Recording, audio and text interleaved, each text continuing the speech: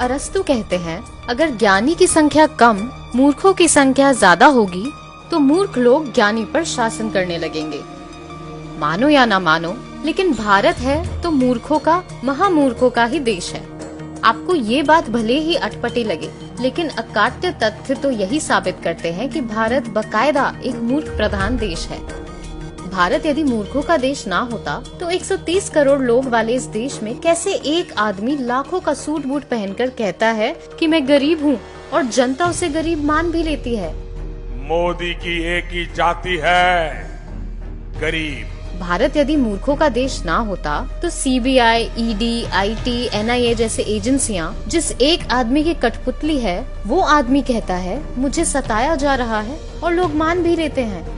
भारत यदि मूर्खों का देश ना होता तो जिसके पास संसद में भरी बहुमत हो, जिसकी पार्टी 22 राज्यों में सत्ता में हो, वो कहे कि विपक्ष उसे संसद में काम नहीं करने दे रहा और लोग मान भी लेते हैं। भारत यदि मूर्खों का देश ना होता तो भ्रष्टाचार में जेल काट चुके लोगों को टिकट देकर भी कहता है कि मैं भ्रष्टाचार के खिलाफ लड़ रहा हूँ, लोग उसे भी सही मान लेते हैं। भारत यदि मूर्खों का देश ना होता तो जिसके शासन में सबसे ज्यादा भारतीय सैनिक शहीद हुए, वो कहता है कि दुश्मन उससे कांप रहा है। ये हमारा सिद्धांत है, हम घर में घुस के मारेंगे। भारत यदि मूर्खों का देश ना होता तो जिसके राज्य में सबसे ज्यादा किसानों ने आत्महत्या की हो, फिर भी वो कहता फिरे कि उसने किसानों को खुशहाल बनाया है और लोग मान भी लेते हैं।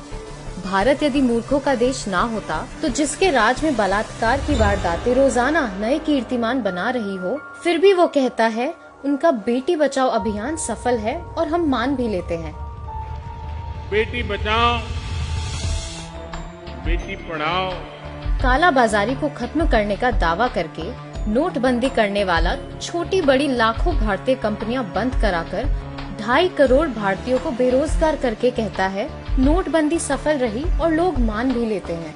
ये नोटबंदी लगी, ये सबको बाहर आना पड़ा और वही रुपये हैं जो आज इतना सारा काम हो रहा है। देश का प्रधानमंत्री कोरोना वायरस जैसी आपदा में सरकार की तरफ से की गई व्यवस्था के बारे में जानकारी देने की बजाय लोगों से ताली और थाली बजाने की अपील करता है और लोग अपनी छतें, बालकनी और गलियों में जुलूस लेकर निकल जाते हैं।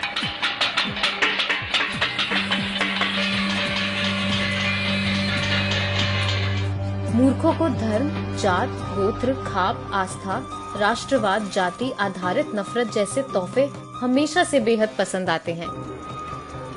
आप दिल्ली में चुनाव जीतिए, नहीं तो मर जाएंगे मोदी जी। आप मेरी जान है मोदी जी, आपके बगैर नहीं जी सकते मोदी जी, नहीं जी सकते आप मोदी जी। शिक्षा, रोजगार, स्वास्थ्य सेवा जैसी बुनियादी जरूरत मूर्खों को नहीं दिखाई देती। वाह मोदी जी, वाह वाह।